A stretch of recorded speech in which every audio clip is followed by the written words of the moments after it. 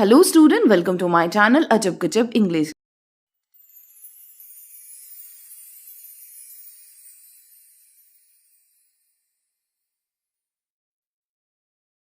कैसा है बच्चा पार्टी। आई होप कि आप सभी अच्छे होंगे।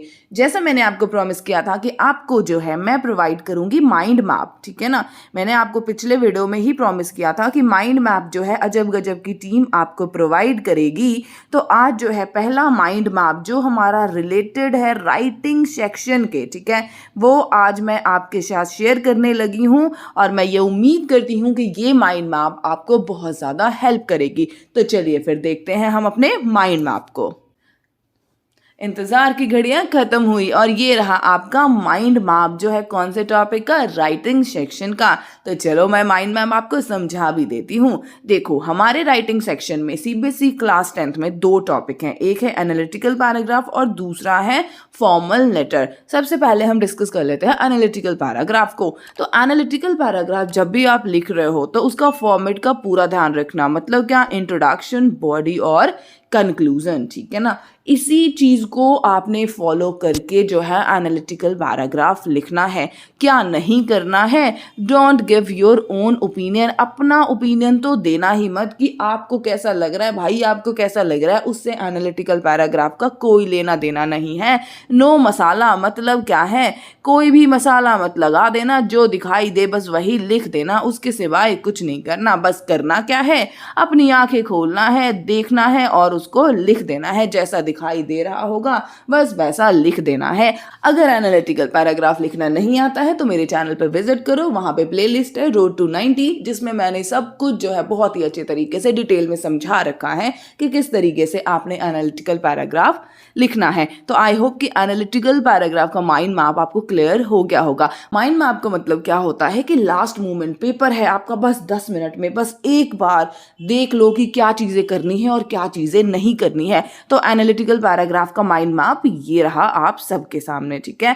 अब आपको दिखा देती हूँ फॉर्मल लेटर, क्योंकि आपको पता है फॉर्मल लेटर भी हमारे सिलेबस में है। फॉर्मल लेटर का जो सबसे ज्यादा इंपॉर्टेंट होता है वो होता है हमारा फॉर्मेट। तो फॉर्मेट में हमने किस तरीके से चीजों को यूज करना है, किस तरीके से चीजों को लिखना है, तो ध्यान से समझिएगा। सबसे पहले आप लिखेंगे अपना एड्रेस, फिर लिखेंगे आप डेट, फिर रिसीवर का एड्रेस, फिर सब्जेक्ट, फिर सैल्यूटेशन, फिर बॉडी और फिर कॉम्प्लीमेंट्री क्लोजर और फिर नेम, और अगर आपका कोई डेजिग्नेशन है तो वो डाल दीजिएगा। ये है आपका फॉर्मेट फॉर्मल लेटर का, जो इन चारों लेटर में फॉलो होगा, क्योंकि चारों के चारों कौन से लेटर हैं, फॉर्मल लेटर है। तो ऑब्वियस सी बात है ये चारों में ही फॉलो होगा सेम फॉर्मेट। चलिए तो सबसे पहले हम डिस्कस कर लेते हैं लेटर टू एडिटर को, ठीक है। लेटर टू एडिटर जैसा आपको पता है कि हमारा फॉर्मल लेटर है तो फॉर्मेट तो यही फॉलो होगा, ठीक है। अब आ जाता है कि बॉडी में क्या लिखना है, तो उसके लिए 3 पॉइंट हमेशा दिमाग में रखना। सबसे पहले आपने लिखना है रीजन ऑफ राइटिंग, आप जो लेटर है वो क्यों लिख रहे हैं, ठीक है। फिर आपने अपनी जो प्रॉब्लम है उसको अच्छी तरीके से एक्सप्लेन कर देना है, ठीक है ना। उसके बाद जो है आप क्या लिखोगे, गिव सोल्यूशन और सजेशन, मतलब क्या कि आप जो भी ये प्रॉब्लम है इसका कोई सोल्यूशन चाहते हो तो वो बता देना, या कोई आप सजेशन दे रहे हो, ठीक है ना, किसी एडिटर को, तो वो सारा कुछ लिख देना। तो ये 3 पॉइंट जो है ध्यान में रखना जब भी आप लेटर टू एडिटर कर रहे हो, ठीक है। फिर आ जाता है आपका लेटर ऑफ इंक्वायरी। इंक्वायरी करना है, ठीक है। इंक्वायरी करना है तो सबसे पहले क्या है, स्पेसिफिक और ब्रीफ रखना, मतलब क्या, जो भी आपने पूछना है ना सिर्फ वही पूछना, फालतू की बकवास तो बिल्कुल भी मत करना, ठीक है। और जितने भी इंफॉर्मेशन है उसको सीक्वेंस में मांगना है। जैसे क्या, पहले फीस स्ट्रक्चर मांग लिया, फिर ड्यूरेशन मांग लिया, कुछ इस तरीके से, मतलब प्रॉपर सीक्वेंस में रखना, ठीक है। उसके बाद क्या है, डोंट राइट लॉन्ग, ज्यादा लंबा चौड़ा मत लिखना, क्योंकि इंक्वायरी कर रहे हो तो ऑब्वियस सी बात है उसने आपको इन्फॉर्मेशन देनी है। तो इन्फॉर्मेशन देनी है तो आप सीक्वेंस वाइज सिर्फ इन्फॉर्मेशन लिख दो कि आपको कौन कौन सी चाहिए, फालतू की बकवास तो बिल्कुल भी मत करना, ठीक है।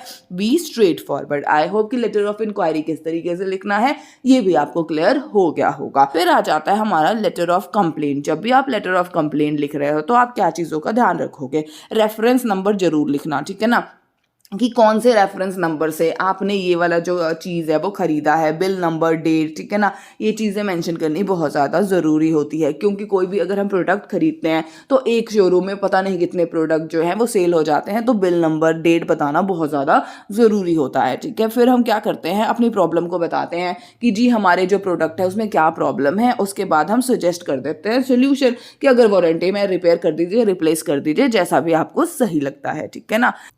अब हम देख लेते हैं लेटर्स, ठीक है, कौन सा गुड्स ऑर्डर वाला, ये टू की जगह ऑफ कर लो, ठीक है, बाय मिस्टेक प्रिंट हो गया था, ठीक है। अब देखो, जब गुड्स ऑर्डर वाला आपने लेटर लिखना है, ठीक है, reference of quotation, quotation number, ठीक है, कि इस कोटेशन के अकॉर्डिंग हम जो ये चीज़ है वो ऑर्डर करना चाहते हैं वो आपने लिखना है, ठीक है। फिर आपने जितने भी प्रोडक्ट है उसकी लिस्ट बनानी है बॉक्स में, ये वाला याद है ना।